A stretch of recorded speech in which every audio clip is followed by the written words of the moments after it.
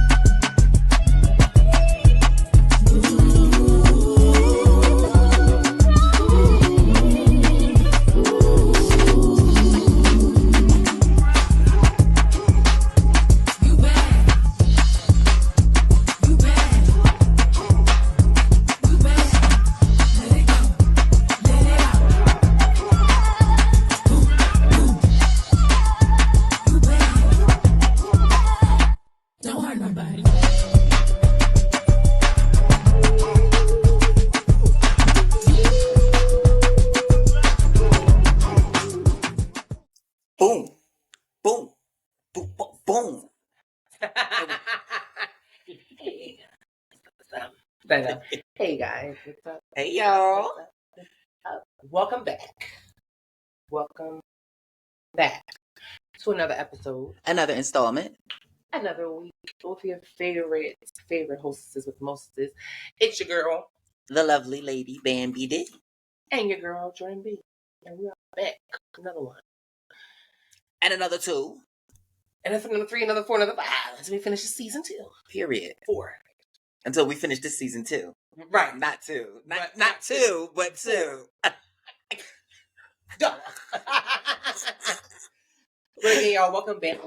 We're glad that you guys are here. For those of you just meeting us, welcome, Energizers. Because you know what, I also wanted to, because we didn't tell you guys that you guys have been, you guys evolved. You are no longer our agents of change. I know we had something first that we called you guys our agents of change, because I think a few other people kind of use that, so we want to do something different. We called you guys now our Energizers. Our Energizers. That's what our fan base is called. Well, our supporters. We want to call you guys the Energizers because, well, again, this is transparent energy. We only are fueled off of positive energy and positive things. And I like that. I love that too. So let's start that. Hashtag Energizers. Because it's all about positivity. Positivity. We want to keep going and going. And before we get to our positive work, I know you were going to start that, right? And before we start, and because we start every episode with positive words of affirmation. So before we do that though, because when we just started to record, I opened up one of our apps that we used to record, and it pointed out that today was our first year. Well, today will mark a 1 year since we posted our first episode, which means that 365 days ago that we decided to do this thing. Record. Just record. And it's just a great feeling to know that, again, that we were consistent about something, and we, even in the midst of sometimes our own little things, we didn't allow it to get in the way. And we just kept going. And and it's just good to use our voice for something other than, again, the normal gossip and normal other stuff that, people of our kind talk about. Because again, we are the first TWOC podcast. And the only TWOC podcast in Philly as of the moment, because I've seen some girls when I hear they say, but again, we look, there's more room for us. Yes, it's room for all. Plenty of room for positivity. Yes, look, so do y'all think? But again, friend, we did that. I think that's decent. I think this would be the perfect time to do a little insert of our first video, because so.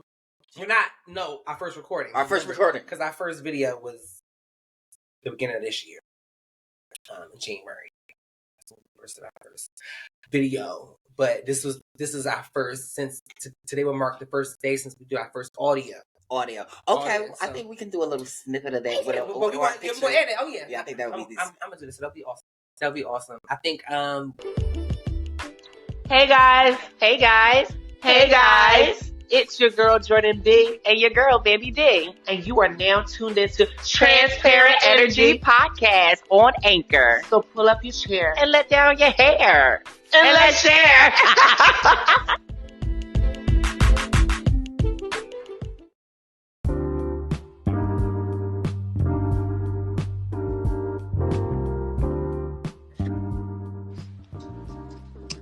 You are now listening to Transparent Energy, the podcast recording live from the 215.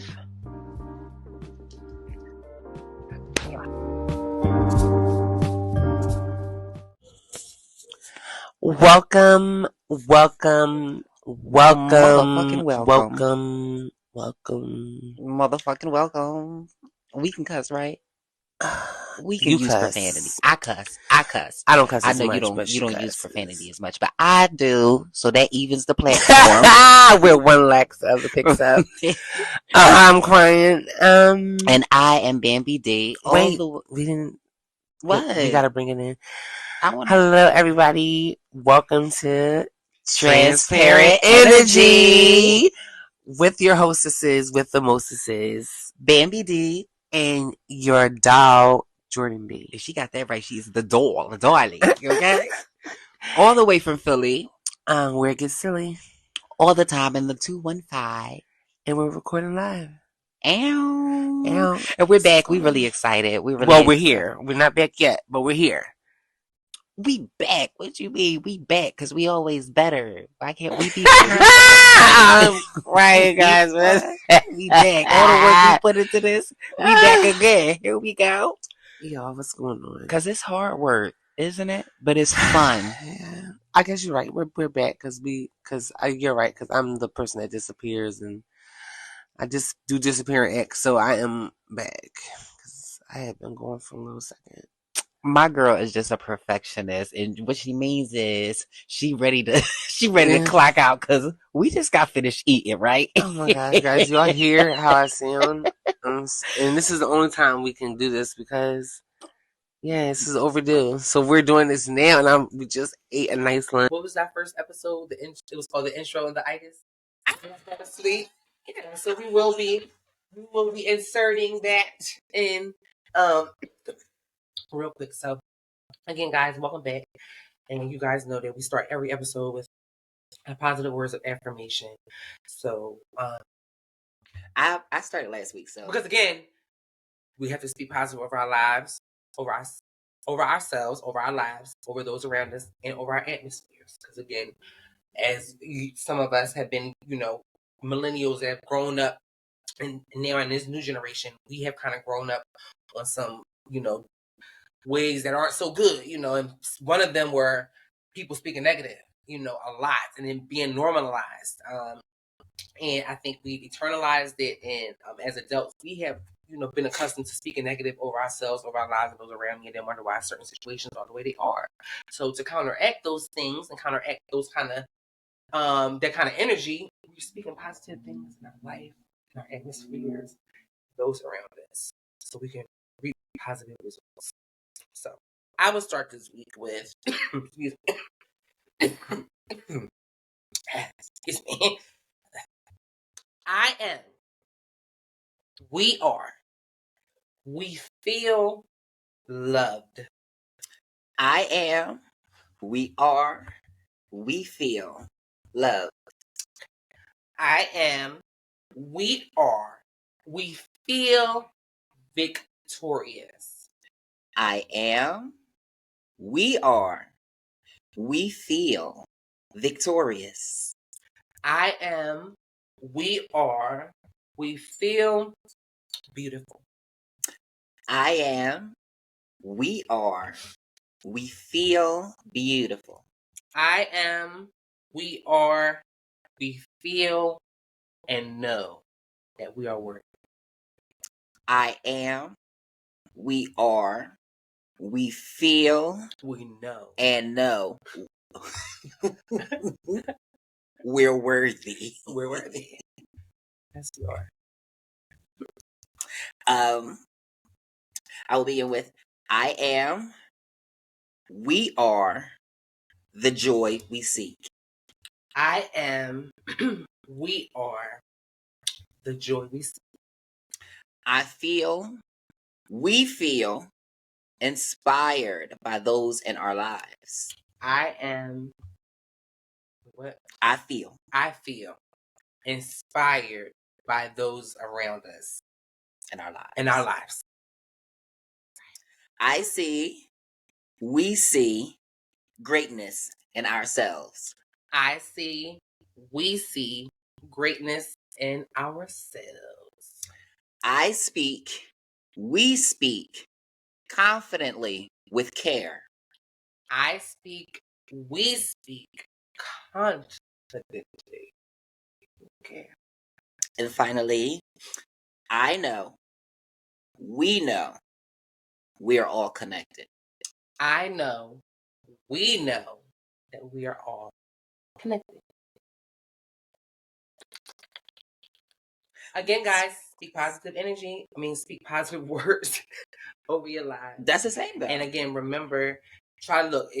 If you want to jot down the ones we just spoke. I'm gonna spoke out, then jot them down and rehearse them, repeat them. But if not, come up with your own and repeat them in the morning, repeat them at night, repeat them any time of the day. Just maybe when you're feeling negative, that's the best thing. That's the best time to say, look, I'm blocking that out.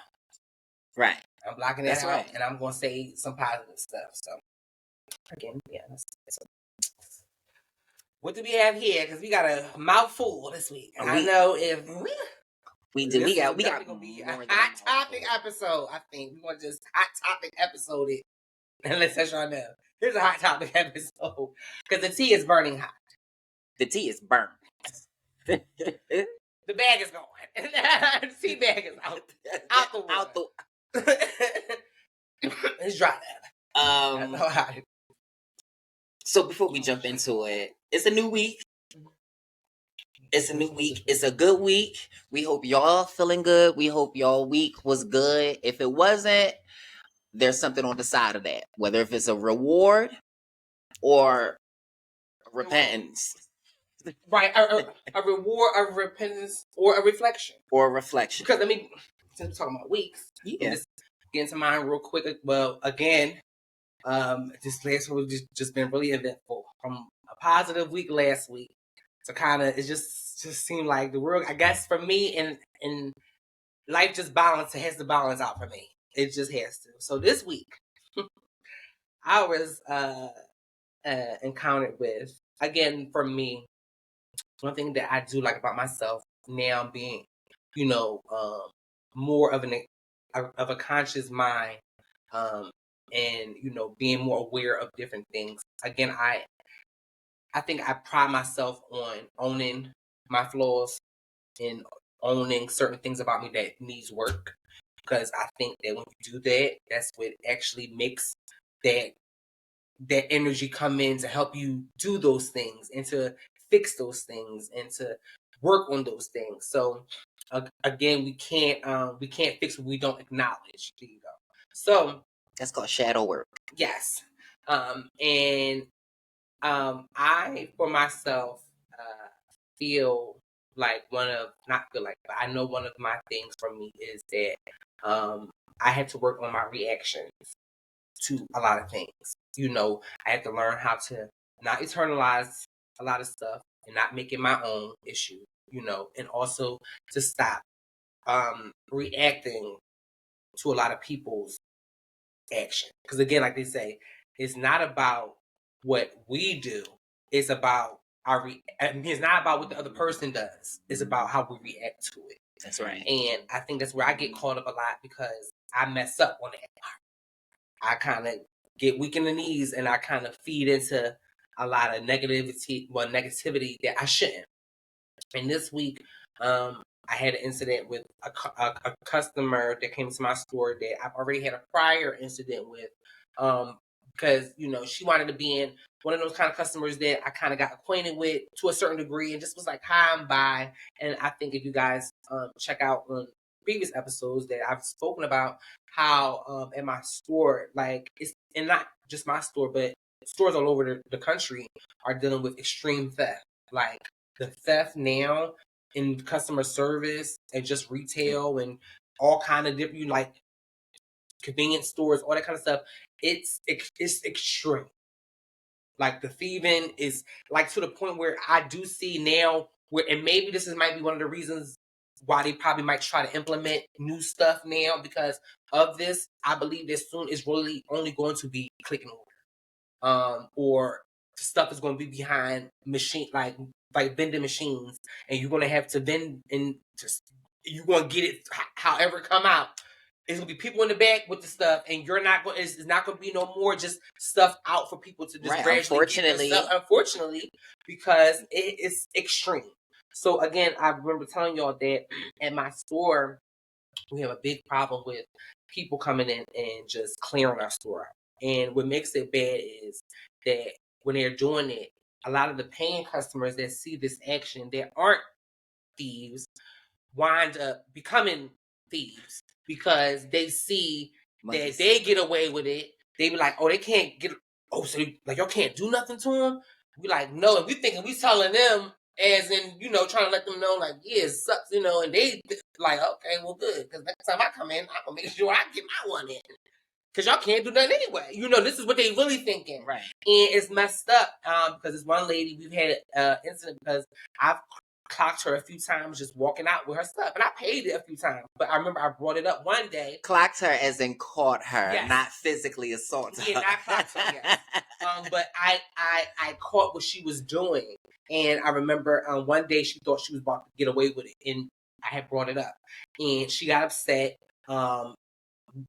Tried to cause a scene, went and got somebody else who lied and said that this lady is not a regular, well, she is a regular, okay? And a repeated offender, okay? And it just went left, but whatever. She came back again to my store the other day. And I just, mind you, I'm on a register with my other employee, and because my employee, well, my line was long, and before she was leaving, because we were switching shifts, she was like, I can help you with the line. So she was like, you know, everybody come on my side, and I'm guessing the lady clocked me before I clocked her. So she ran on her side to get over. But even if she did pay for her stuff this day, normally you don't. But I remember from the last time she was over it, you know, over the spotlight being over because she was getting her ones in. But I'm guessing she wanted to do wrong and she didn't want it blown up. Right. Exactly, because she's one of them kind of people you can tell that she likes to throw her rocks and hide her hands. One of them kind. Oh my goodness. The plot thickens. Yes. Okay. So long story short, she goes get the same woman that caused the scene last time, her sister. So wait, now it's two people. So she goes get, because I tell my coworker, I'm like, Elle, did she pay for that? I was like, because she quit. Just like that. I'm like, she quit. I'm like, she real quick. So just doing your job. Doing my job. Very calm, not on the low, not loud, but she was already rolling her eyes at me when she seen me. Because she doesn't like me. She be over me. So just over it, and mad. Like, mad. You're mad because you can't come in. You're mad because I won't turn the blind eye till you come in and steal it. So long story short, she heard me say that, so she got mad. She was like, "Not today, not today," and I'm like, "Girl," I'm like, "Not today, not tomorrow, and not next week." I'm like, "You already know. When I see you, I'ma definitely ask because you already know your track record." Oh, what? I wasn't even pleased. I paid for my stuff. So Livy was like, yeah, she paid for it. I'm like, all right, cool, whatever. Oh, what, girl? You know, it's like she mouthing off. So I'm like, man, let's go ahead, have a good day. So I'm going back to ringing up folk. And she goes, gets her girlfriend. Because when they walk in the door, they storm in the door. And the girl, she's like, who? The girl behind her, she's like, who? And she was like, her. So she pointed me out. And she was like, you said something to my sister? And I'm like, I didn't say nothing that I shouldn't have said. I was like, she comes in here all the time. You already know because we had this the conversation last time. And I was like, and I asked and made sure that she paid for her stuff. Just like any other time that she'll come in here, I'm going to do the same thing. Oh, girl, who is you? Who is you? Blah, blah, blah. So what she did was she started mouthing. I'm like, girl, go ahead about yourself. So she said, look at you. Who you work at? Why you? And just I'm like, girl, you a bum? You know, saying, oh. And you came in not even having to go back with her, but at this point, we're going at it. She throws a cookie at me. Thank God I didn't. I thought first. That's assault. Yeah. Thank God I thought first because I was on my way to throwing it back real hard. But I said, you know what? I ain't even going to do that because I know the next going down. Yeah, you know what I'm saying? Even though our cameras from our side at our store, we couldn't see because somebody didn't sign in or something, so we can't really see what's going on. I don't know. It's messed up on our side. But again, we don't know if it's. I don't know if it's how it is on the the people at the corporate how it look on their side. So however it come up, they'll see that. You know what I'm saying? Because that's really what she did. And at this point now, I'm living. Now I'm like, she like. Meet me outside, you black bitch. Da da da da da da da da da da. I'ma snatch that wig off and this, that, and the other. And come outside. So I'm like, meet me at the work. Blah, blah, blah. She's still holding the door in. Her girlfriend that's mad that whatever she's trying to make still trying to make a big deal instead of leaving out. So my coworker gets mad at me. With my manager. Well, she comes in on the tail end, not even knowing what's really going on.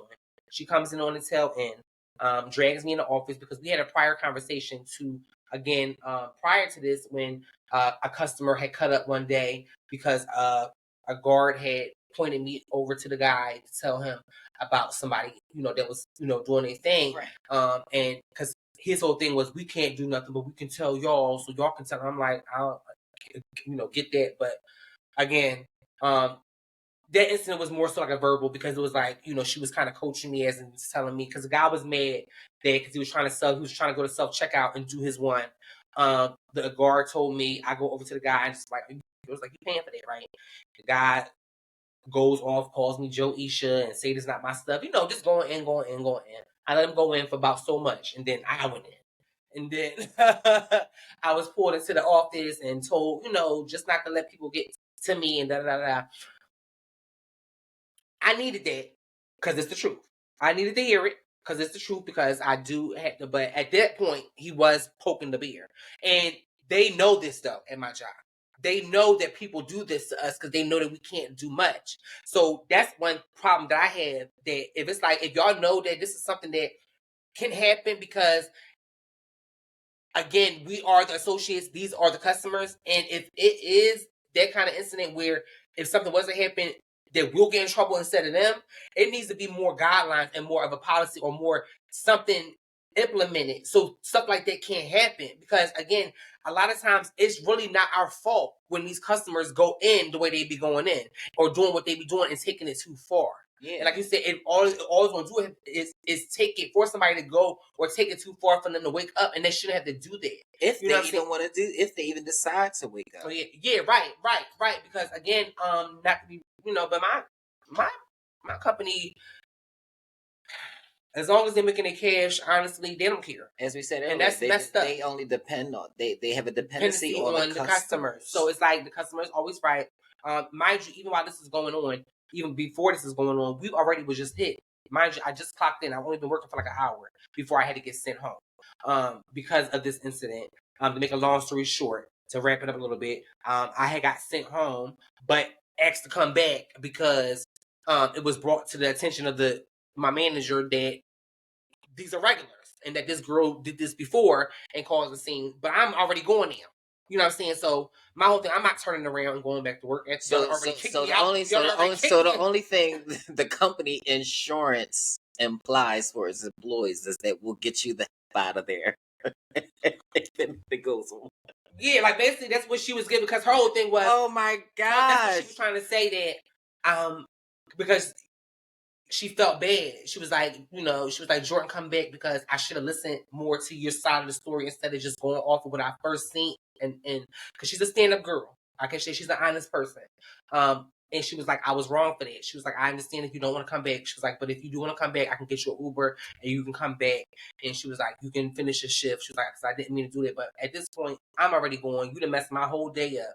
I'm over. And not even more say, you know, her, but the whole situation. The whole situation, yeah. The whole situation messed my whole day up. You know, so it would have been given push through if I wouldn't have been stayed, if I wouldn't have been asked to leave. It would have been me being pushed through and burnt out at the same time. Right. And so, yeah, like I said, yeah, because that was the thing too. Like I said, thank God I was smart enough to say, you know what?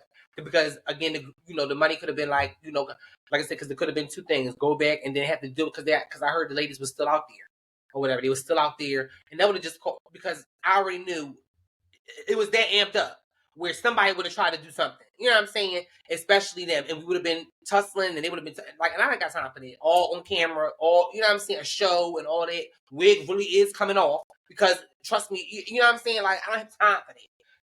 And it would have just did too much. So I'm glad I left the way I left, didn't come back, and just took it on the chin. Whatever, you know what I'm saying? I know I'm going to have to go back because she did call, like, and just really basically, really kind of like, apologize about it. It was just like, when you come in on Wednesday, we're going to talk about it, and just more so about your reaction to these people.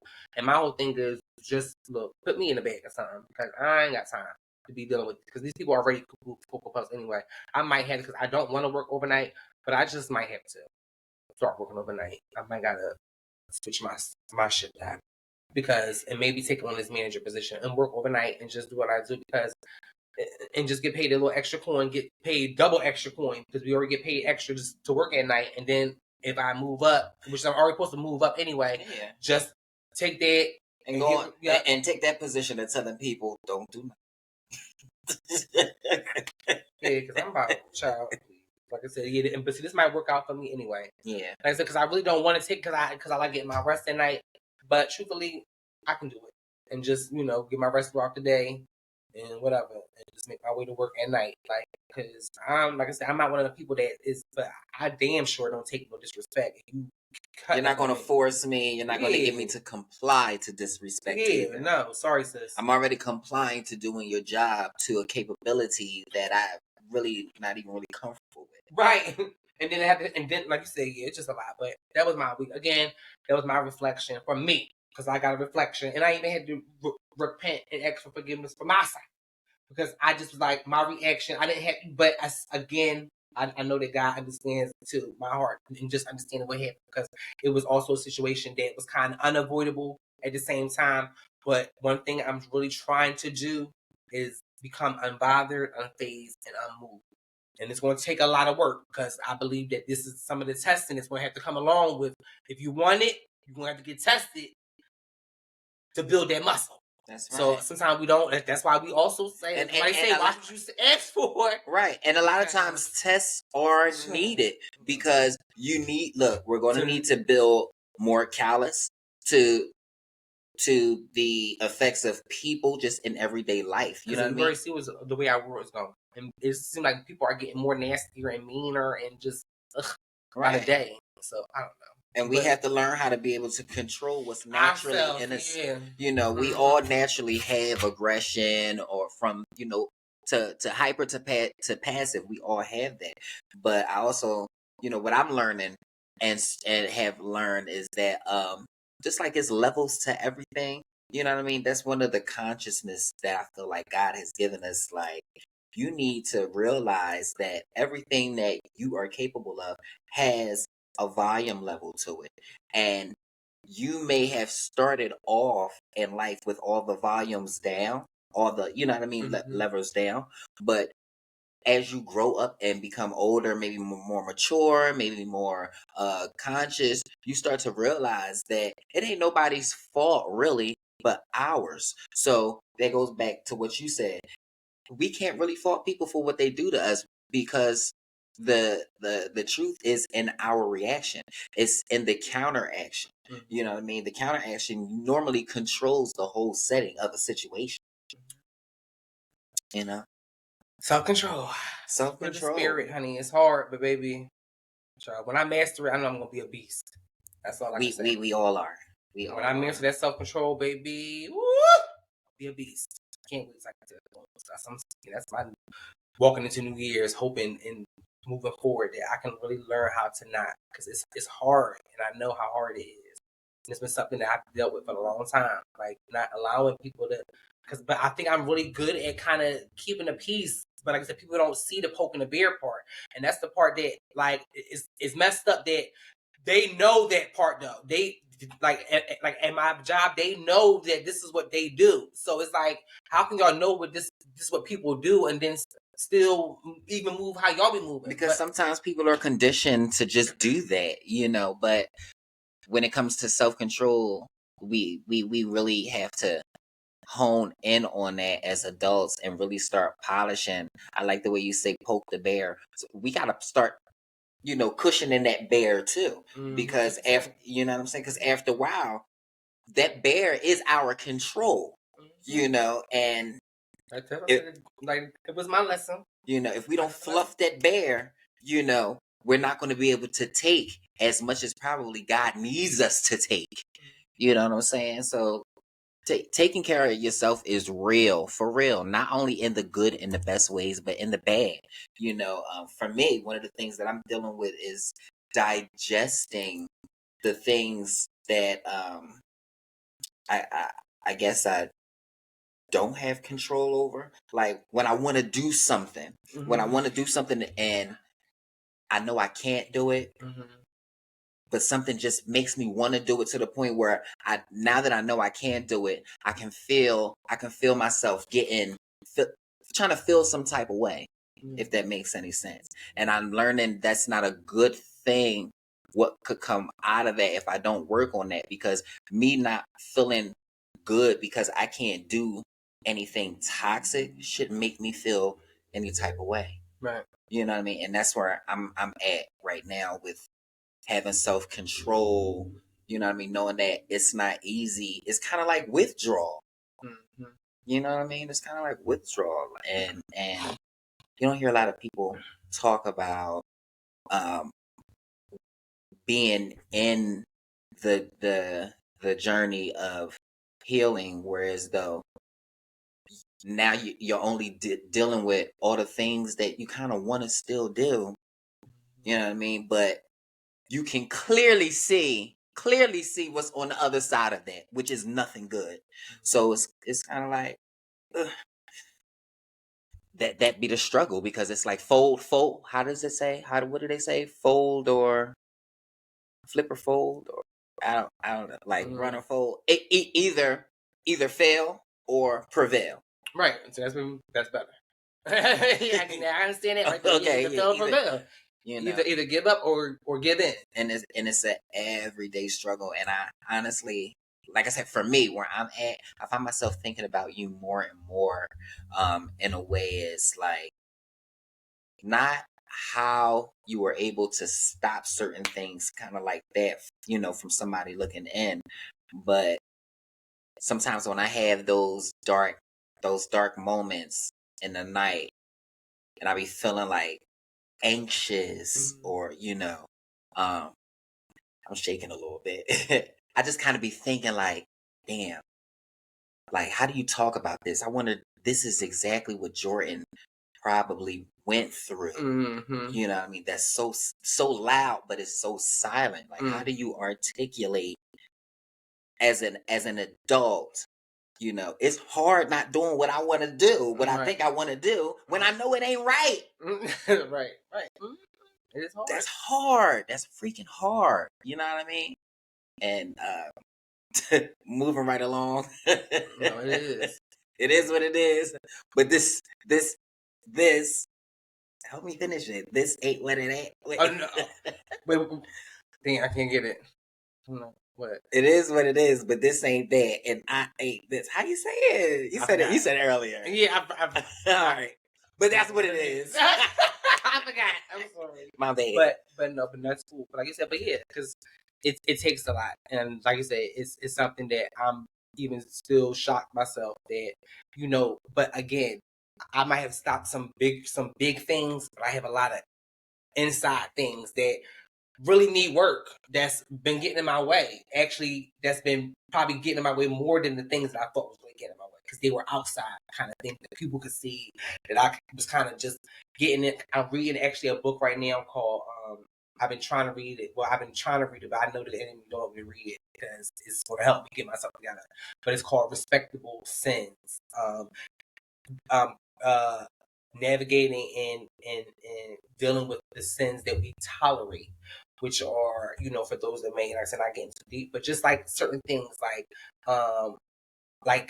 like being angry, or like you said, flipping off, and rage, jealousy, envy, like, you know, dealing with like gossiping and, you know, all that kind of stuff. Those are things that are inward, or like, you know what I mean, self-loathing, and, you know, feeling bad about yourself, or just, you know what I mean, like that's not, like, we weren't meant to be on this earth to experience those things. That's we right. do, because it's a part of just our human experience, but we were really supposed to be on this earth to dominate and to own it, and to feel powerful, not powerless. Mhm. So every day, like you said, we are dealing with them two things daily, of feeling powerless and knowing deep down inside that you are powerful. But you got to get that powerful part out, because the powerless already been running the show.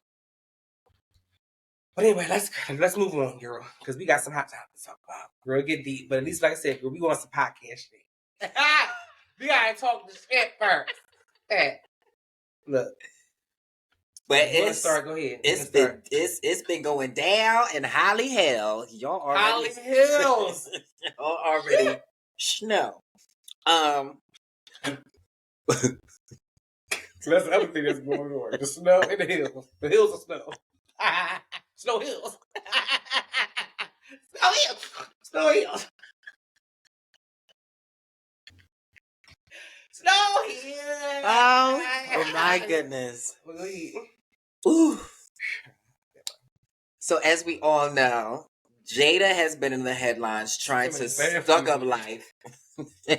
Trying to get all the favor that she can. My girl's been having her a great time. She is. Well, we know, like, okay, so Jada's been in the headlines, boom, because of allegations and things that have been said from Brother Bilal, on who went without pay. He wasn't paid, and he didn't get paid by Tasha K. He went on Tasha K's show voluntarily. Well, no, she asked him. They had a conversation. Okay, so let's rephrase it. Jada opened up a Pandora's box from wanting to be spilling all the beans about her life, her private life, and her man's life, and telling everybody in this memoir and all the other stuff that's been going on, and opening up a Pandora's box for Will's friend now.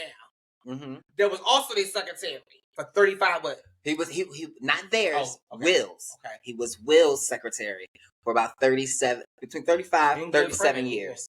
And good friend. And he decided to go on Tasha K's show and let it out. And when I say he let it out, he let it out. Now, a lot of y'all didn't watch it. I know, but I did. I watched it. I watched it through and through. And Brother Bilal, I believe everything that he said. And I'm just jump right into it. Number one. And we'll have the clips up throughout. You already know. Definitely. Number one, I didn't know. I didn't know. And also, this is alleged. Nope. Everything that I'm saying. But again, we gotta cover our ass. Alleged, but real. But look, she said, I don't see what she said. You heard what she said. Yeah. Somebody gotta say it. But go ahead. I didn't know Jada. I guess they have the drug problems. I don't know why I'm, knowing that they're Hollywood stars or whatever and got all the access and all the money. I didn't know Jada was addicted to perks. She's addicted to perk 30s. According to Bilal, Brother Bilal, and he knows this because Jada even had asked him to get some prescriptions, and his whole thing was, I'm not doing that. My name is credible. First and foremost, he's Muslim. He says, I'm Muslim. I cannot do anything in their religion. It can't just be lying. Exactly. And he emphasized on the fact that he cannot basically tell a lie. He cannot come out and say things about another man, somebody, basically, yes, without having receipts. And you know, Brother Bilal's guys receipts. Yes, and so you know I was glued. So from the whole, I caught a few little minutes of it, but I was at work. From the whole her being addicted to perks to them two not even actually liking each other, him being from the streets of Philadelphia, as Will, was always around. So he had seen when Will was, you know, getting into Jada or whatever.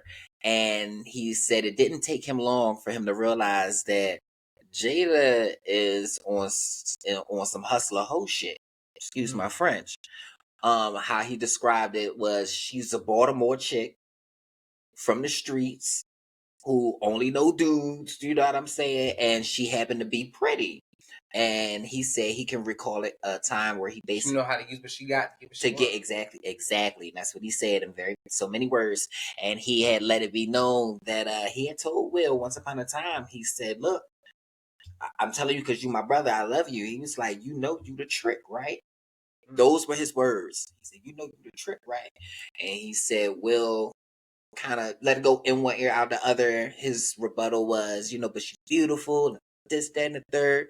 And he's like, he just couldn't understand how Will didn't see right from the beginning, that, Will, you are a $1 million superstar or whatever, and everybody is looking at you, and you could have your eyes on anybody, but you can't see that this thirsty, beautiful Baltimore chick is whatever. So then he goes into saying how he caught when he caught Dwayne and Will. He said they happened to be on a set of All of Us. Will and because this is what got. This was the part that everybody seen that was going viral. Right. So this these enemies when they got friends like you. Oh, I could tell you what goes on the inside. Everybody else is just speculation. Somebody told me I made my pictures in the book. You know, your picture's in the book and your name is in the book. So you like you're doing some real elegant pimp. I'm blowing you up. I love that. I'm blowing you up. This is what Jada makes the new people do. And I ain't gonna say new. They probably been there after myself, right? They will make you check into a rehab. And they'll pay for the rehab. Even though you're not on drugs, they're gonna pay for the rehab. And you have to go if you want to work with them. And then I've saw sexual acts that I walked in on. Who'd you walk in on? Him and Dwayne Martin. Okay. Hollywood is the hurry up and wait game. So 3 minutes later, after them telling me, "Hey, you got eyes on Will, we need him to come watch this." So I'm running all over the studio. He's not in his dressing room. I go to the cafeteria. I'm like, but I see his car there. I'm like, where's this guy at? So now I'm holding Dwayne down too. So I have the keys to his dressing room. So I'm like, yo, and they're calling I'm on walkie-talkie and they're calling my cell phone. Yo, we need to get Will here. I'm like, yo, kind of fuck down. Like I'm trying to find this is unlike him, right? So, all right, I open the door to Dwayne's dressing room, and that's when I see Dwayne and having anal sex with Will. Let me process that for a second. There was a couch, and Will was bent over on the couch, and Dwayne was standing up, killing him, murder. There was murder in there.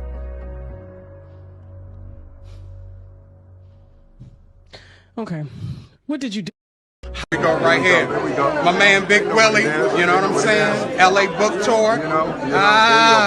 Somebody told me I made my pictures in the book. You know, your picture's in the book and your name is in the book. So you like you're doing some real elegant pimp. I'm blowing you up. I love that. I'm I love blowing that. you up. My God, Big Will, we're gonna see y'all in a minute. What page you on? We're gonna see what page you on. The chapter is purpose. You're in the chapter is purpose. Wow. The purpose. Let me see. Where's Bilal at? Where Bilal at? Hold on, let me see where you at. Where you at? Hold on. You in here. Your picture too. I love it. Chapter purpose, where you come to New York. I mean to Africa. Trainer excited. We ain't gonna do this right now. Right. You right here. You need to my boy Bilal. Right. Ended up losing 100 pounds during. This was the headline. So Will and Jada co-hosted a show called All of Us. I remember the show. And I guess Damon was on it. Dwayne was on the show. Dwayne John. Dwayne. Not Wade. I forgot his last name. But Dwayne. Tisha Campbell, right. ex-husband. Y'all know what I'm talking about. His name will come back as we. So Will and Jada, they produced the show, but they were never really on the show. Bilal said Will probably went on a couple of times or whatever. But by this time, Bilal wasn't working with Will. He was already doing his own thing, you know. Mm-hmm. And after had working with Will for some time now. And so he said he gets a phone call out of nowhere, and it's Will. And he goes, Will says, hey, I need you to fly out, you know, whoop-de-whoop, come work. And Bilal don't think twice because he knows it's boys. So he gets on the plane. He goes out there. He gets to the set. And when he gets to the set, Will comes up to him and Will says, hey, I need you to be the man that you was for me to him. And he points at Dwayne. And Bilal's like, the man? What the fuck you mean the man? His assistant? He want me to be his assistant? So he's like, yeah, he wants him to be his assistant. So Bilal then says he later found out that he Will called him out there to be a spy for his lover. Like Will and Dwayne have been creeping, and I guess something happened between Will and Dwayne, and Will needed an extra pair of eyes, and he called Bilal, but he was like he had figured that he had put the pieces together after he had caught them, and how that happened was this day, Will was playing an actor and he was the producer at the same time. And when they went to break, 15 minutes into the break, somebody had walkie-talkie Bilal and said, hey, we need the producer, Will, to come look at this next clip before we shoot. And he's like, all right, I'm on it. Took him some time to find him. They're, you know, raiding on him, like, where the hell is he? We got to get him on. And he's like, I can't find him. This isn't like him. He said, I looked in his trailer. He said at that moment, he looked in his pocket. He had Dwayne's keys. He happened to go into Dwayne's trailer. And he was like, that's when I seen Will bent over on the couch and Dwayne murdering him. Just murdering them. Just murder. Those exactly was his words. Just murdering them. We got that clip. Murdering them. And murdered him. Bless Tasha Kingheart. She gonna say, was it a condom? So we just talking about that crazy lady last week. Ain't it crazy? That lady she is on a roll. You know what? She has started to be sidebar. She's starting to become the sister in my head. Like, oh wow.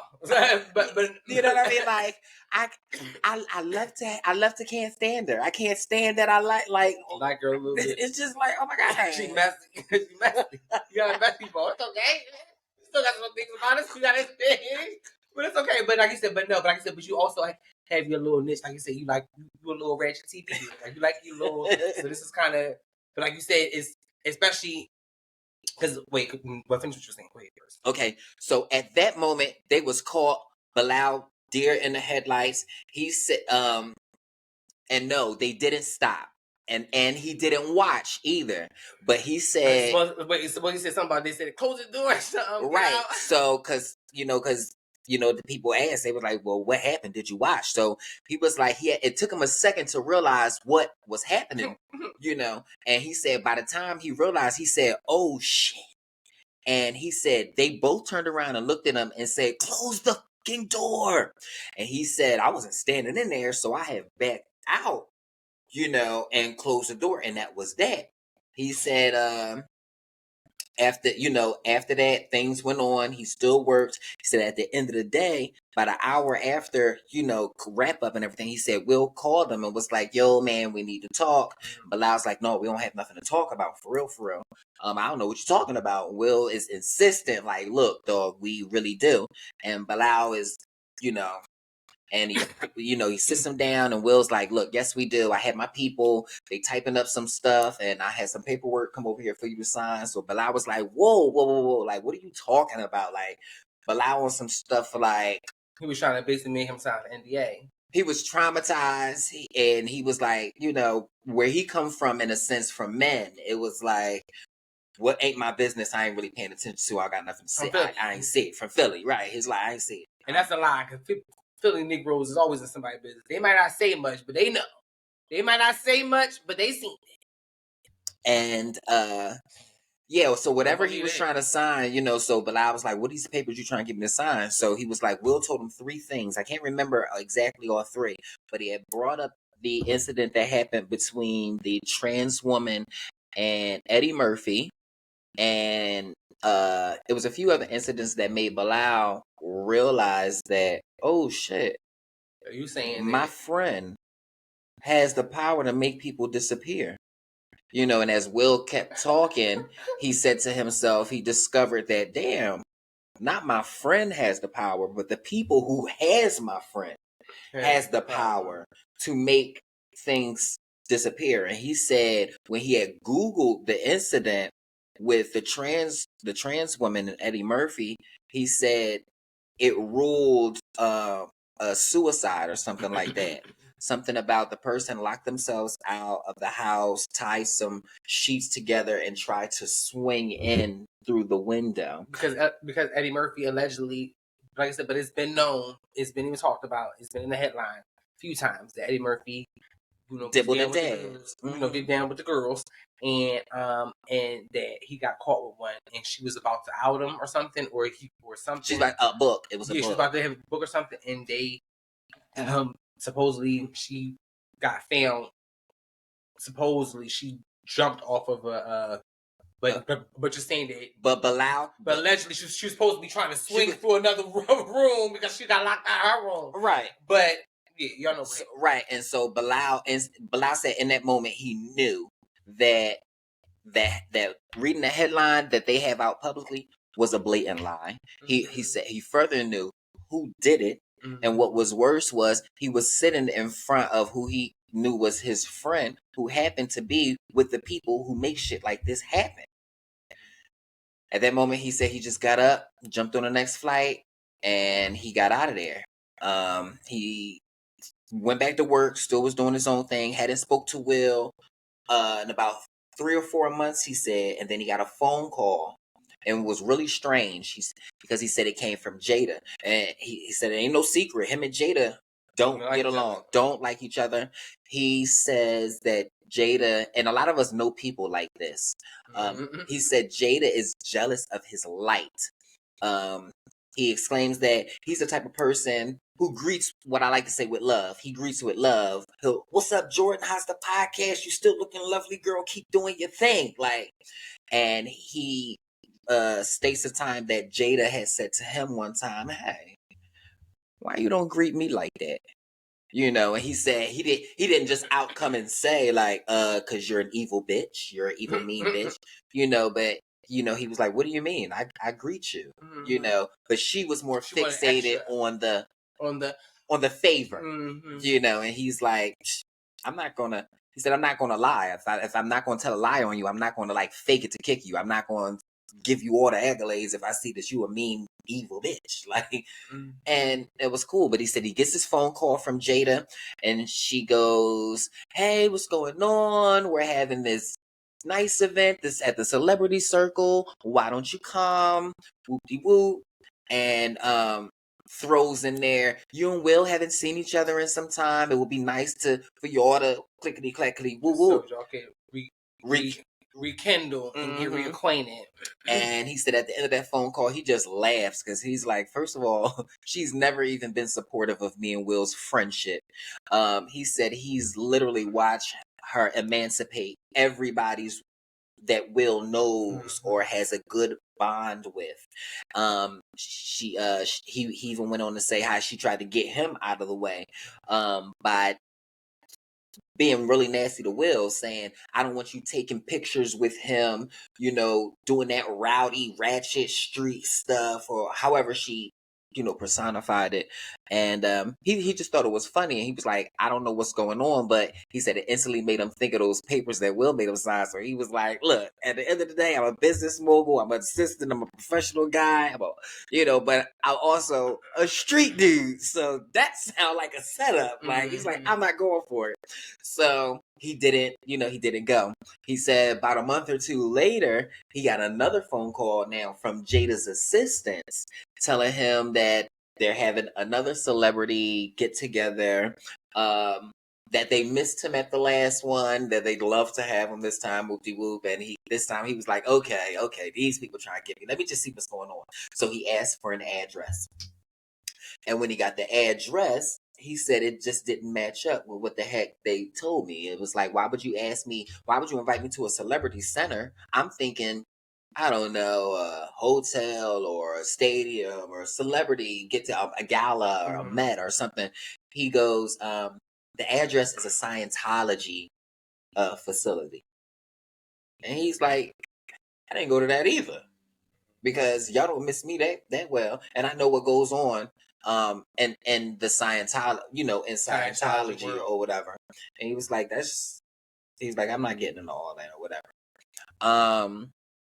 But to speed it up, fast forward, one of the reasons I guess the main reason why this all came out was because around the time he was supposed to the book that came out, who dropped the book? Jada dropped the book. Mm-hmm. Bilal was coming out with a book. Bilal was coming out with something. And at that time, Will's publicists, people were basically, saying for him to not do it yet, hold off because ABC XYZ made it seem like I guess they had more to add on. He later they wanted to pause it and get his help on, I guess, Jada's book or Will's book. Well, because Will got a book too. Right. It was Will book that came out. It was Will book that came out. That this is the reason that this happened before. That Will book came out probably about a year or so ago. Right, but I think it came out because he came forward because Jada's book came out, which because Jada's was just the most recent one. Right. Okay. Because Will's was like a year and some change ago. Right. So he helped Will on his business book deal, postponing his own. Okay. And they tried to tell him to wait, but now Jada got a book. Not only they told him to wait and to get it, and to see if they could get other endorsements or other people to look at or sign on by helping out Will. And when he did, after Jada's people or Will's assistants and all that, after they asked him for his help, because remember they weren't speaking or whatever. Last time he heard from him was the Scientology thing. And time goes on, and now Will's coming out with a book, and the people around Will know how, I guess, good the assistant was, so they reach out to him, ask him for his help. He said, they asked me for my help. He said, I helped them all through, even down to the point where they asked me to get gift bags, this, that, and the third, and they turned around and told me that they didn't need my help, they didn't need my endorsements, and that I was useless. So basically, he ended up losing money, and when he realized that he just got played by Jada's people and people who he know was to be Will's assistants, he said he reached out to his friend. He said Will never responded. He said Will never got back. He said months, and he said time went on, and he done made his money. He never stopped working or whatever. But what it was basically a slap in the face that.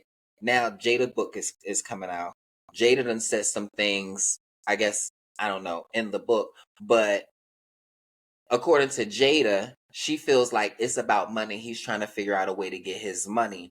According to Bilal. And what she say in her word, because she said something when they called up to her, TMZ called up to her and was like, how do you feel about the interview? And da-da-da. And all she said was, we suing. Anything you want to say, we suing. We suing. That was the key. Bilal made it very clear. That they weren't friends. At this point, he realized he was being a friend to an enemy, and that is the only reason why he's not coming out to bash.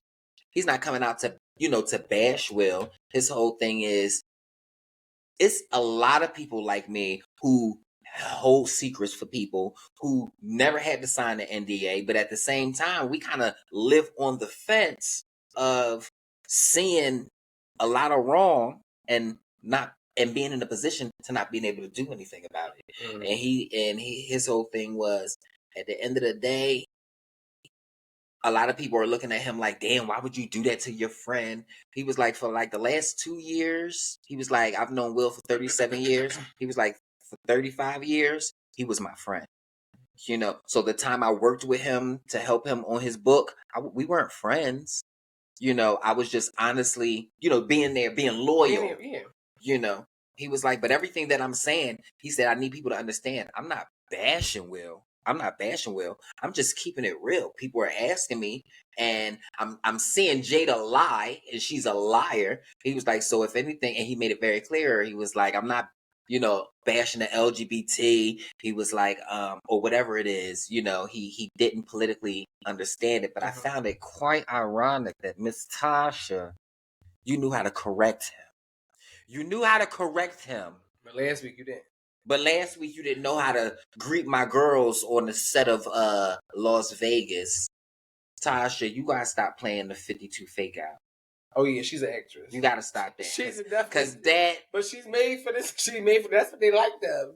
They like. You know, but but he's like, he just not that he even wants his friend to come out or come clean about anything. He just basically wanted to put it out there since again, like I said, beginning, Jada did open up this Pandora's box, and he's basically giving you lying. You're lying. And it's like, you've done enough damage, you know what I mean, to somebody, you know what I mean, whether he's not my friend or not. You know, I don't got no beef with him. You know what I mean? But I've seen you tear this man down enough. We added to the damage too, though. You know, he also mentioned how Will whooped Jada's ass so bad that they had to make a makeshift ambulance or like a recovery center, nursing facility, a makeshift hospital inside their house, because Jada didn't want, you know, the people and the publicists to get in that she had gotten beat by Will, let alone Will being a woman beater. During that time that you had said, like that timeline, I do remember her face when she had like that. It was like a cat lady, like look. I call it the Vivica. Her cheeks was like filler, like it was a stream. Yeah, it was like okay. This is around the same time when she was growing out her real hair. And this is when you seeing like how long her really was. Yeah. But this is around that time. So Bilal definitely says because he said something about she had sex with Mark Anthony or something. Well, that's what it was about. Will had walked. Okay, so like I said, Bilal was witness to everything. He was very watch it.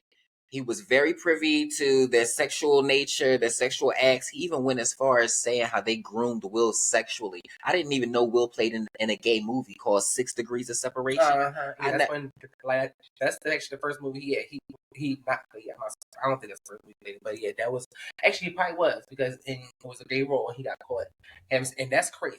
And Paul, you okay? Paul. What the fuck is going on here? Who the fuck are you? And I didn't. And I can honestly. They say they groomed. Bilal said they groomed him into that role. He didn't realize what they was doing until he actually seen it firsthand. And he was like, depending where you come from, culture and tradition is different everywhere. He said he was a man coming from Philly, coming to Hollywood to check up and be an assistant to his friend, while his friend is around all these people who are culturally different from him. You know, he said, I remember the first time I seen Will kiss a man on the lips. And I'm looking around like, oh, like, are we ready to run down on him or what? Like, and he was like, nobody did anything. It was almost like the norm. He was like, but over time, and he's like, I realized that they were grooming Will the whole time. And he was like, you got to remember, especially when you young, he was like, they even had him watching gay porn just so he could stimulate an erection during movies because they needed him to execute this role. He was like, you got to understand what that does to a mind, to a brain, especially to a young man. He was like, what? Because he said, Will, I do believe that actors should have some kind of therapy that play a lot of different roles. because, like you said, people don't understand how them roles affect them actors and actresses. Like how Keith Ledger, the one that killed himself, like he was stuck in that Joker's. He was stuck in that role ever, like, and not only was that one of his, if the best role he's ever played, but he couldn't get out of it. And like I said, I do believe that actresses and actors need therapy. You should get therapy to make sure that you don't stay trapped in these different kind of roles. He even said that the reality versus the fiction. That's right. He even said that too. He said it's a shame. He was like, Will's addicted to penis. And he said it with no shame and not, with any type of, disdain. But it's like, you got to understand the type of control that Will is under, especially being under Jada. She's a Baltimore hustler. You know what I mean? And he even said so much about Baltimore folks. Like, yeah, me either. But he said she's the hustling type. They have an open sexual relationship. We all know that. He said Will is okay with her having sex with somebody in front of him. He said, but it's the insecurity that he has, when it's not around. He said that's how he ended up whooping her ass, and her whole face happened to be reconstructed because Will walked in on her and Mark Anthony having sex on their couch, and Will beat the living hell out of her. Shattered her face. That was the year allegedly he was riding around Hollywood acting crazy, just doing this type of weird stuff. But it made guys, we'll go over time. We'll be right back.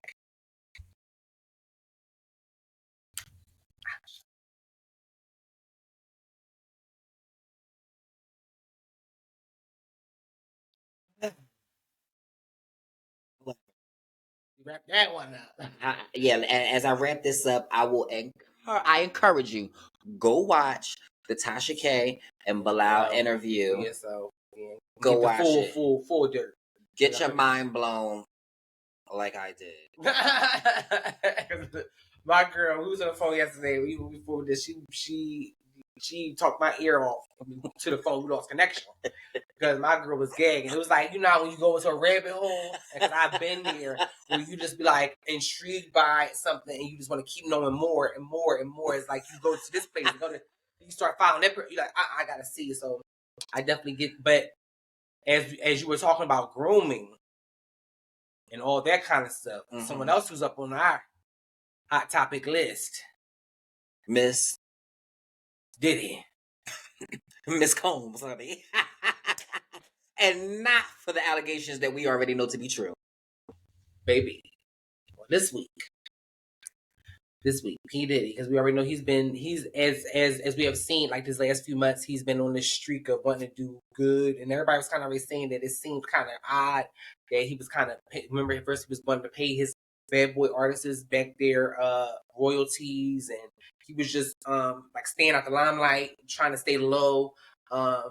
Someone had mentioned in a tweet that Puff Daddy must either something's going to come out or he owes something because he's being too nice. He forgot to pay the Illuminati bill. Okay, yeah, that one too. But it was another one. It was another one I seen that said it was from a while ago that somebody posted that Diddy ain't slick. Basically, he started to pay people back. He's doing all the stuff just off the kindness of his heart. Yeah, right. Well, as we all know, for those that do know, Diddy was in a relationship with my girl. I love Cassie. I love Cassie music. You. Yeah. And now it's me. Now, baby, I've been waiting. You think I wanna make that move? I'm thinking about making that move. Baby, tell me if you like it. Tell me if you like it. I've been waiting.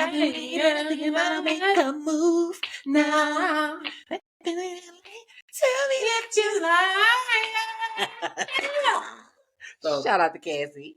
But anyway, yes, my girl Cassie has been in the and they was together for a decade, for literally 10 years. Jeez Louise. They was together for 10 years. That's a contract. Yes. Because in real life. Okay, and maybe that's probably what did I just open up? I don't even know. But guess what? Well, if there was, the contract is over. Because guess what? My girl Cassie blew social media to smithereens this week by letting everyone know that she was filing a lawsuit against P. Diddy for $30 million for allegations of him raping, abusing, and doing a host of different things to her.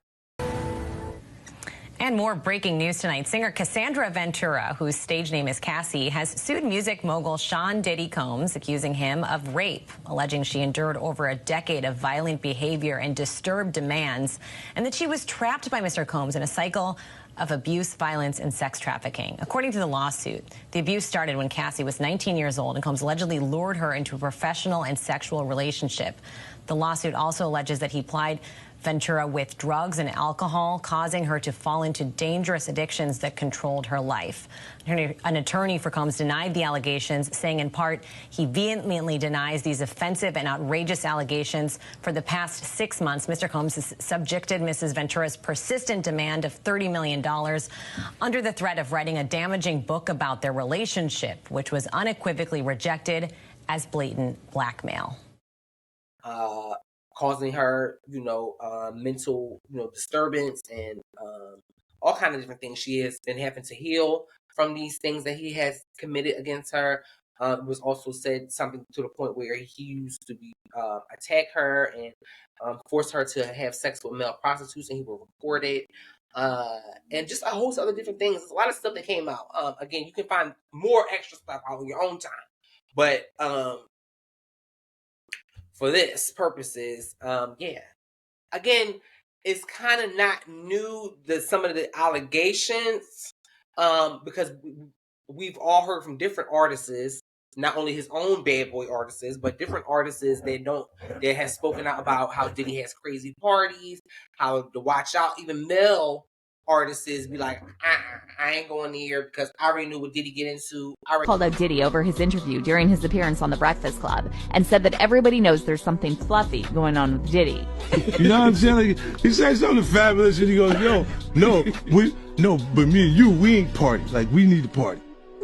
No, but me and you ain't never really party, you know what I'm saying? What is he talking about? What is he talking about? You know what he do. He has been known to groom a lot of some of his artists, some of his major ones like Usher, allegedly, Justin Bieber, a few people that they said that he's had these little things with. They actually kind of just brought the light that they may have, because if you've heard allegedly in the news that Usher had a sexually transmitted disease, or has been dealing with, that's what they said, herpes for a long time. Yeah, we knew that. That's what was herpes outbreak, but they're going to try to bring up, social media is the real detective. So now all kind of stuff is coming up. Stuff is resurfacing. Videos even of Cassie and him being at certain events is showing up where he's kind of giving Ike tease. She's hugging certain people, or even it was one video of her shaking Andre Leotali's hand, and he was like, got what a beautiful dress you look. Thank you so much. I wanted to ask you, can't wait to see 3 a.m. Yes. The controversy. Yeah. How can we get a tape of this? Oh, I'm going to send it to him. I will email it to you. Email me the whole thing. Yes, I love it. I love that you kind of psycho a little bit for a poster, but he almost looked at her up and down like girl, how dare you? Like, what, you forgot?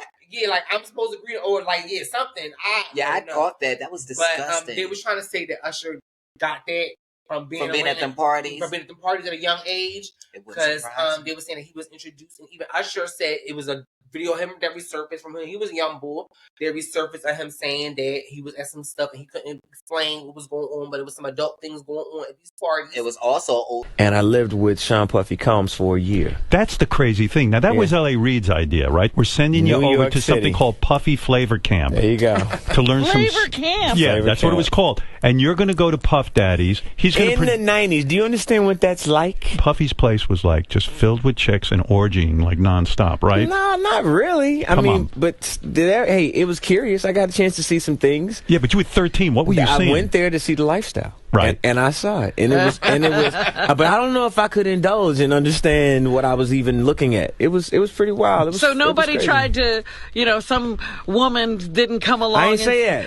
Okay. I didn't say that. What I did say is that there were very curious things taking place. And I didn't necessarily understand it. Biggie Smalls was there. Biggie Smalls. Video of Puffy resurfing, showing him at one of his parties, somebody just recording him, and he had introduced Usher. He had his hand around his saying like, this my young bull, whatever. And when we wake up, pause. And it was like, what? When we wake up, right? Y'all be the same bed? Right. Pleasure. You didn't have to do it, and you did. No. I definitely didn't have to do it. I definitely didn't have to. First and foremost, I'm not getting in the bed. Shout out to him and what he did. I'm just gonna, if we can, let's just put the camera a little this way, just so we're not. I don't want my shot to even, I don't want it to come close to the bed, at all. I should look like he fresh off a goddamn plane. I should. Fresh off the garden stage. That's my brother right here from day one. We used to wake up and, pause, but like, check this out. Back in the days when he was like, in the getting some head, or passing around that lumbalina. So I don't know, but again. But I mean, what else would you imply being with your dudes talking about when we wake up if you're not talking homo? You talk about waking up with the hoes, bro. Right. You know what I'm saying? Nothing's talking about passing that. Well, that's what it is. You know what I mean? And that establishment. Go ahead, Trixie, who ain't never been checked. Go on, that's my little brother. Show him a good time. Be easy with him. Yeah, because that's what, and that's exactly like they say that he gives that, like that right there. He gives that kind of seed, that kind of boy, that kind of guy. And Miss Diddy give exactly Ms. Well, to speed it up, guess what happened? Because again, Cassie had receipts. So wait, did she get her money? That's what I'm about to explain. Because Cassie had receipts. It started. It was given. She dropped that bombshell, and she was slowly getting ready to keep dropping more. And baby, within 24 hours, baby, that settlement was settled. Not only, first of all, Diddy didn't even give her the 30. He offered her $100 million, and we will have the clips and the pics he offered her $100 million to shut her mouth.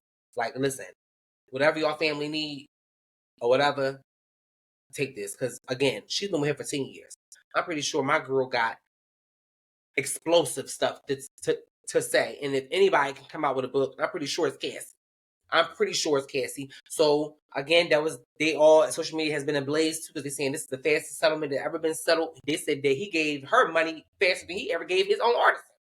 Like, and that's I can believe that. Oh no, it's a true fact. But they're trying to make that fun of it. Like, that's history, right? He moved faster for her because obviously there has to be some truth in these allegations. There's a lot of credibility. Some things, she's probably the one that blindsided him. There you go. Yep, there you go too. Because I said she the one that he didn't see that coming. See, and again, like they said, we will find out. And that's what happened. They said what happened to Miss Kim Porter, because like they're saying that this might even open up a Pandora's box for that, because they're saying that it's something deeper to that, because Kim was getting ready to come out with something too. Before her laptop was missing, her manuscript, all that was missing before they found her dead. Long story short, so we've already said it. Like, this is the Diddy is about to come to the seasons of exposure. I believe that stuff is about to, because a lot of celebrities have been getting exposed lately. And Miss Diddy is really under fire. And he's been for years, and they've been trying to warn us for years. From Mace to RBO Day to Shine but for years, it's like he's been Bugs Bunny, and the public has been Elmer Fudd. Kill the rabbit, kill the rabbit, kill the rabbit. Kill the rabbit. Always really close to you. Always close.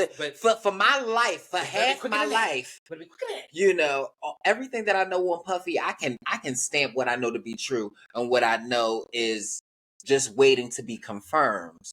There you go. But it's been ongoing so long, including in my life, that I know too many stories from too many different places can't be a lie. Yeah. So this has been for years. And then you offer $100 million, you got something to hide. And that's how you know that's how you know it's getting bad, because he can't.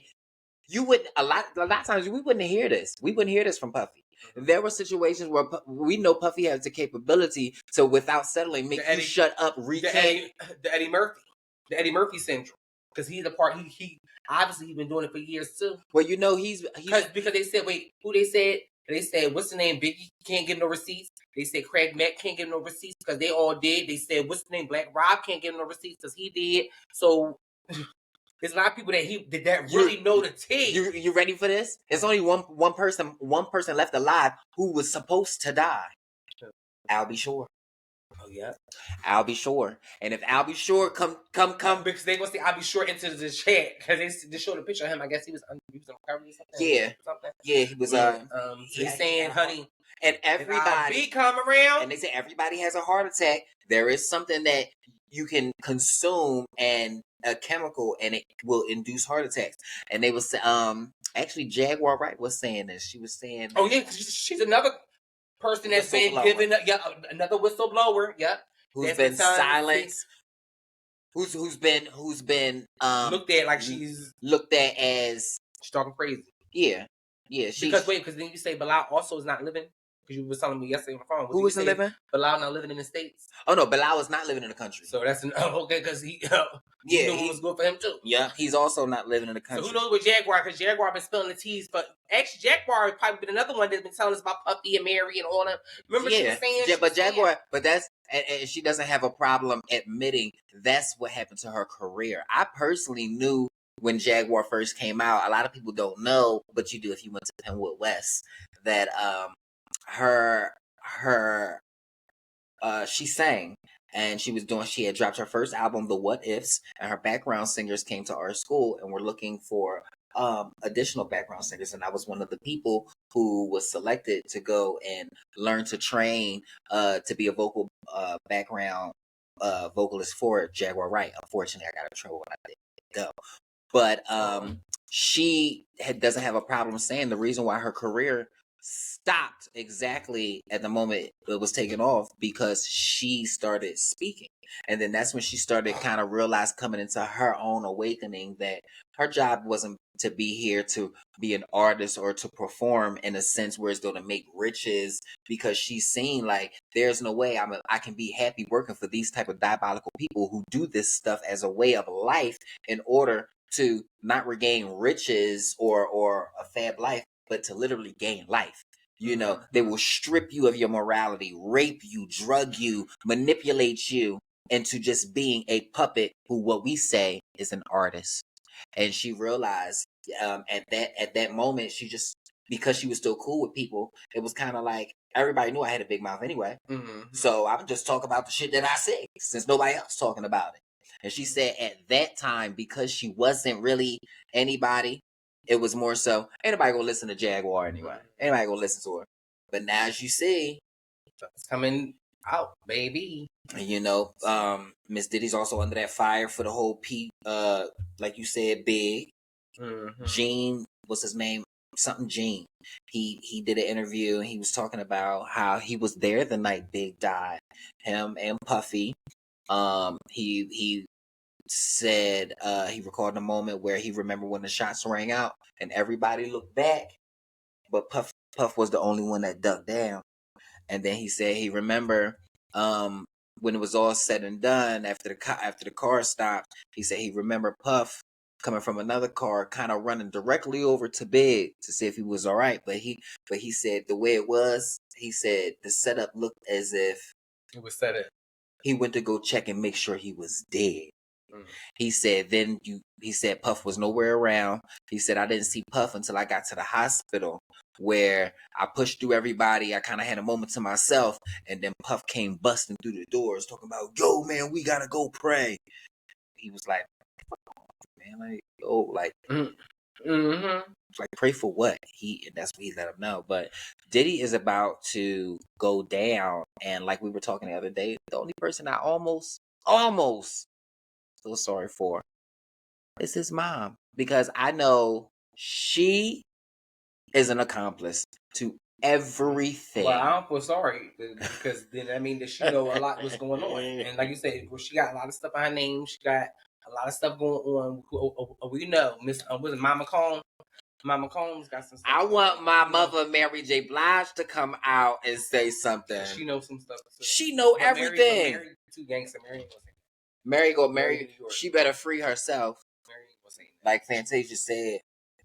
Well, something else that's taken place that has been very unfortunate is there is a hospital in Salem, Massachusetts, that actually has potentially exposed over 450 patients to the virus, Hep B, hepatitis C, and HIV. More than 400 patients are dealing with the scare of a lifetime after a local hospital told them they may have been exposed to illnesses including HIV and hepatitis. WBZ's Ken McLeod explains tonight from Salem. Salem Hospital says tonight that 450 endoscopy patients have been notified that they may have been exposed to hepatitis B and C along with HIV while being treated here. The hospital says this problem had been going on for roughly 2 years before it was corrected. Endoscopy patients getting intravenous medications, quote, in a manner not consistent with our best practice. They declined any specifics on how the procedure went awry, but contaminated equipment is certainly a possibility. The hospital called in state public health officials and determined that, quote, the infection risk to patients from this event is extremely small. But 450 patients who might have been affected have already been notified. So if you haven't, the hospital says there's no reason to worry. According to the hospital, there is, quote, no evidence to date of any infections resulting from this. In other words, they don't know of any patient who contracted hepatitis or HIV from the endoscopy lapse. The hospital is apologizing, but told us tonight there was no one from the Mass General Brigham system, of which Salem Hospital is a part, to talk about it. A special hotline has been set up to answer patient questions, and the hospital is offering free screenings to any who still have concerns. In Salem, Ken McLeod, WBZ News. And they said this has all been within a 2-year span, like the negligence happened over a 2-year span. The procedure is called endoscopy, which is when they stick the tubes in your body to look inside your body. So that's like more like with the camera. Yeah, kind of like one of them things, and it's like more so like people with colonoscopies and bronchitis, joints, they throw in all that. Normally for them kind of procedures, they have to stick those things in you. What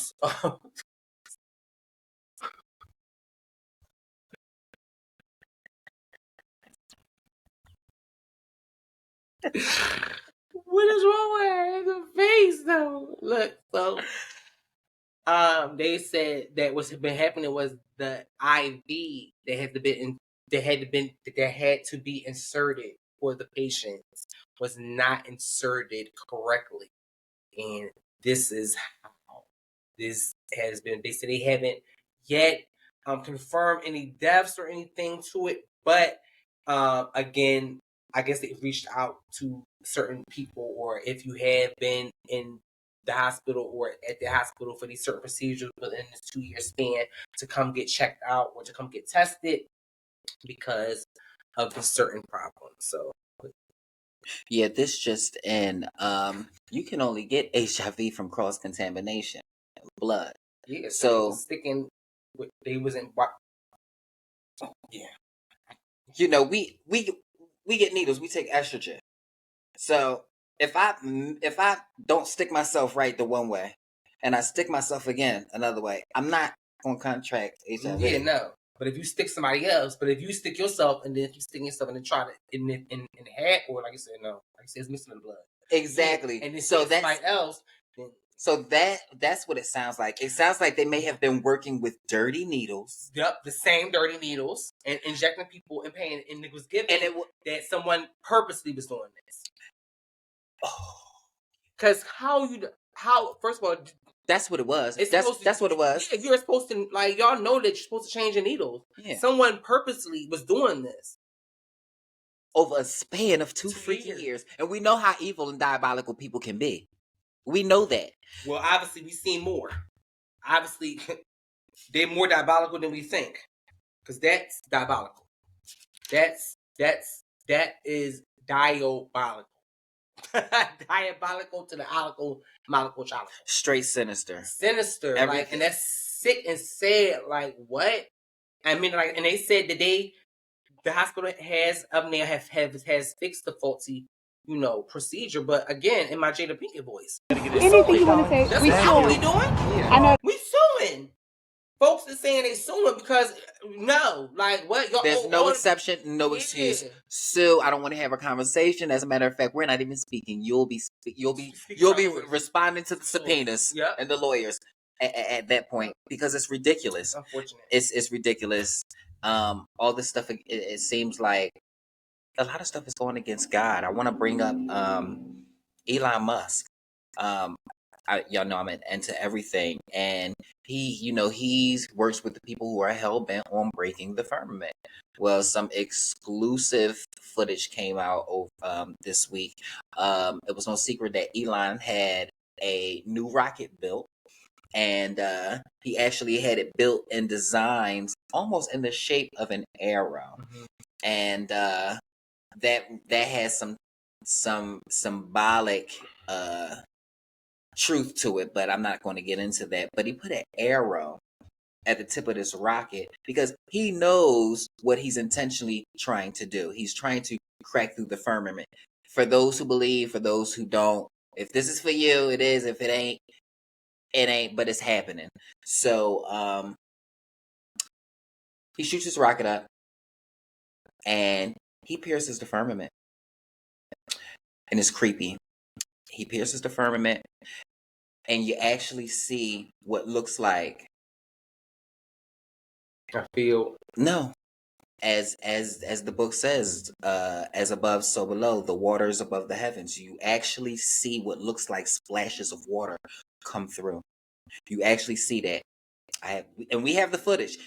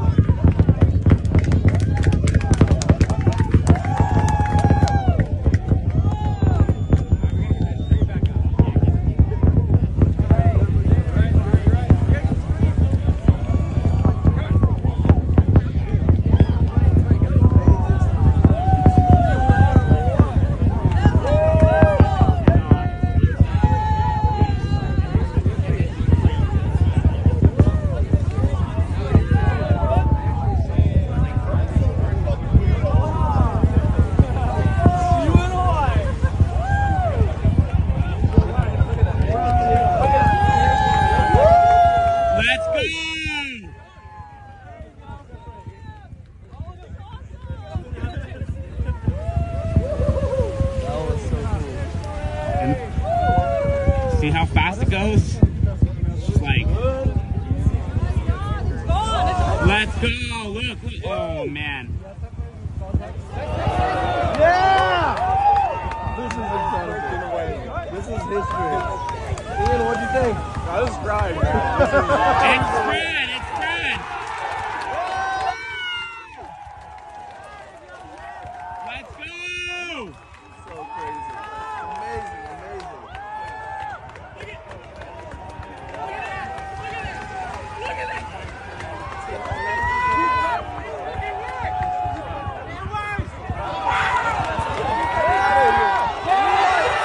No way! Where's it coming back to land? Over here? Whoa. Oh my god. Hey, look, guys. That was the booster. Actually see it. But then, and then the crowd roars. But then the most miraculous thing happens. Closes itself up. And it's just bothering me in my mind. Like when we speak about how evil and diabolical people can be, here is a man with all the money in the world showing you that he's backed up by people who don't even care enough about themselves, let alone care about us here in humanity. But want to be sending rockets in the sky to prove what? To prove what? What are you doing? Now, a lot of people are saying, oh, he wants to do it to prove God isn't real or God isn't real. Either way, the knowledge of first of all, the knowledge of knowing that something could or may not exist when you have the proof should be proof enough. To go above and beyond. Now you're playing. Now you're doing stuff you shouldn't be doing. Yeah.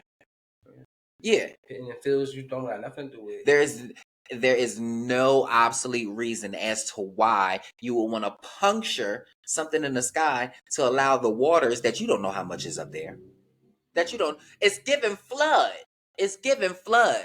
It's giving you're not going to have anybody around to prove to that you did it, and then what? But that's just it's just crazy. It's just sick. It's just sick. Just like down in Mississippi, where in Jackson, Mississippi, to be exact, where the population is 90% black. 2 mayors decided to come together and come up with a law that basically says that white people don't have to get pulled over. TikTok, it's 2023, right? Correct me if I'm wrong. It's 2023, right? So I've been talking about Jackson, Mississippi, and somebody brought this to my attention. Now I'm bringing it to your attention. Let me pitch myself down to a little guy so I can explain. This is the mayor of Jackson, Mississippi. 90% black people, 10% white people. This is the governor of Mississippi. And let me tell you what these racist, almost cussed TikTok, my fault, motherfuckers did. In the city, Jackson, Mississippi, 90% black people, 10% white people, black police officers can no longer pull over white people. What? Huh? What year is it, 2023? Listen, black officers can no longer pull over white people in Jackson, Mississippi, because these two allow Jackson, Mississippi to separate its justice system by race. White supremacy was powerful enough to separate a justice system by race in a town that only has 10% white people, 90% black people. So white people don't go to the black court and black people don't go to the whites court. Black officers don't pull over white people, but I bet you white officers still pull over the black people. This is 2023 rolling into 2024. And y'all wonder why my page is so much about race. Foolishness. Stop making it about race. No. When y'all stop being so damn racist, I'll do that. I heard some foolishness like that. Isn't that crazy? And people say racism don't exist. Baby, it's stuff going like what? This is just something that has been in a book that was just coming out probably like, but they been not getting pulled over. So which y'all?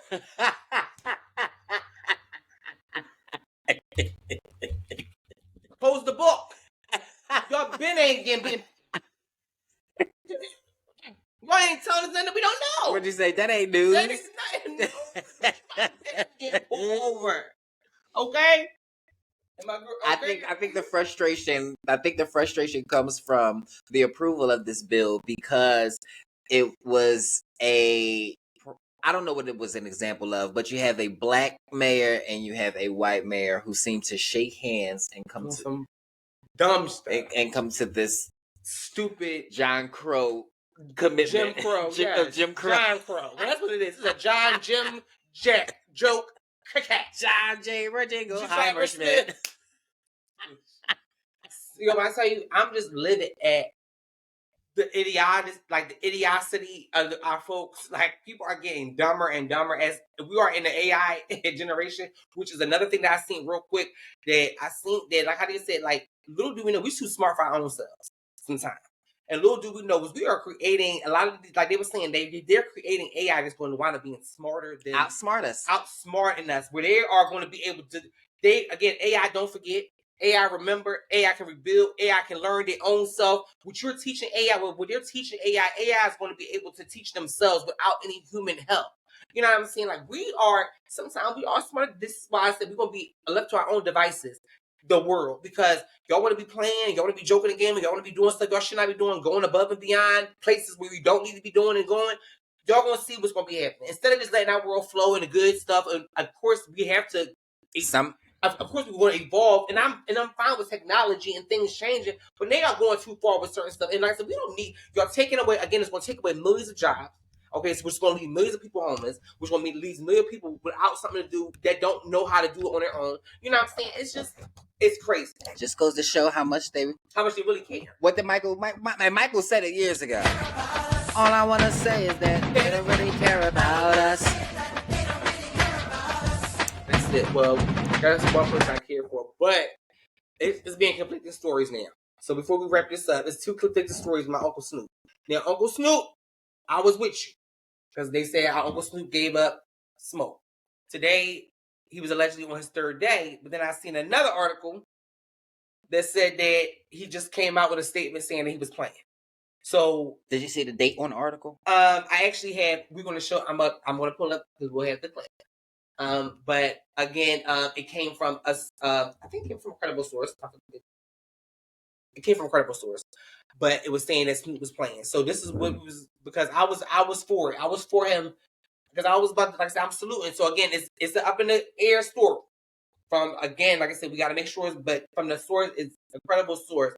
But again, because Snoop was saying too in the joint, like his whole kind of image and persona is built off of smoking. And he has businesses, cannabis businesses and stuff like that. So he was saying in the joint I'm going to show y'all, it says something to the extent of, you know, when you be smoking that good stuff and you just feel like you just wanted to end. And it's really something to that extent of basically he was smoked out.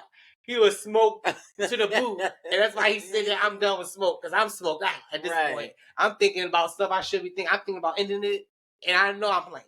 So, again, because I was with you, Snoop. I was with you, like, just as far as encouragement, because, again, I get how, you know, some people are probably in that, you know, in that limbo of wanting to really stop some things. But it just goes to show, again, we're in the right algorithm because we talk about it. We talk about it a lot of times, it's hard. It's hard, but I think it's at the same time, it's awakening. Yeah. It's awakening that we recognize something in us.